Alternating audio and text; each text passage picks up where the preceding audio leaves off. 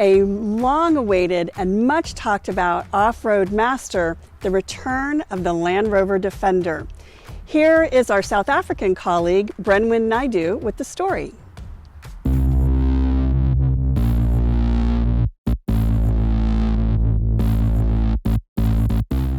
At the Frankfurt Motor Show in 2019, the Land Rover stand was overwhelmed with throngs of enthused spectators.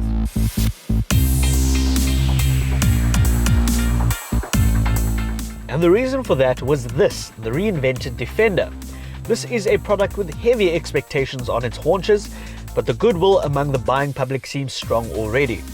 It even earned a spot on the preliminary list of eligible vehicles for the 2021 World Car Awards in the luxury car category.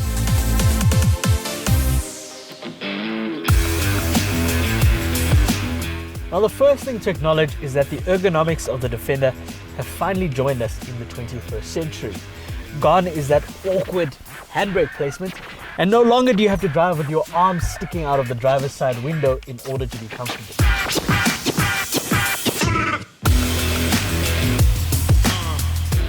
The cabin is well suited to the digital age, with USB ports aplenty and a rather impressive touchscreen infotainment system. You certainly don't want to be hosing this interior down, as you might have done with the old car. So, just to remind you of a few things before we ease into proceedings. First off, the price. It starts off at just a snip over the R1 million mark, which is about 61,000 US dollars or 52,000 euros or 47,000 pounds for our friends in the UK. This is not far off the radar of the regular Discovery.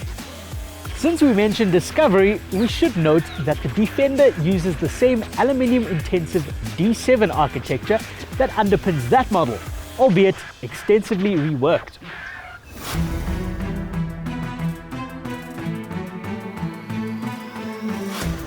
The fact that it has independent suspension at both axles and the benefit of pneumatics means that it promises to be far more enjoyable on the road when you're not doing stuff like this.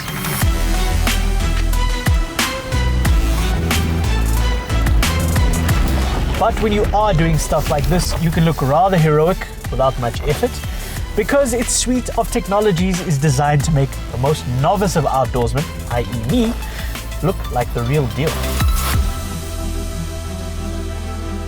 Your choice of engines includes two familiar 4-cylinders, both turbocharged, one being a petrol and the other a diesel.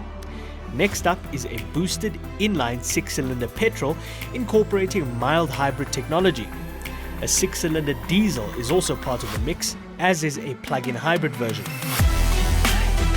Of course, you can have your Defender in two sizes, the compact 90 or the long wheelbase 110.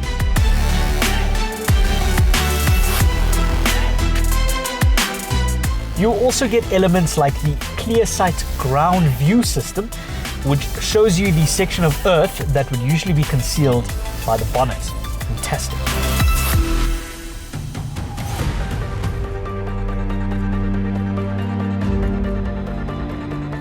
How about some numbers?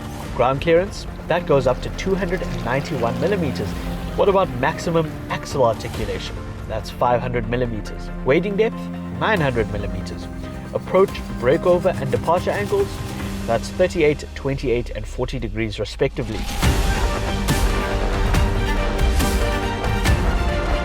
The upgraded Terrain Response 2 system is virtually foolproof, with its pictograms that correspond with the surfaces underfoot.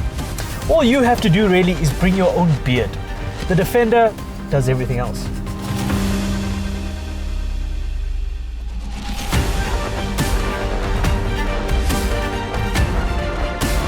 So I made it through the Holgate approved trail with the Defender barely breaking a sweat.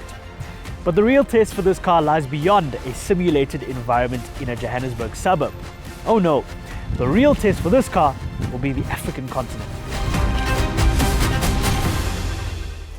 Don't forget too to follow along on social media, Facebook and Instagram.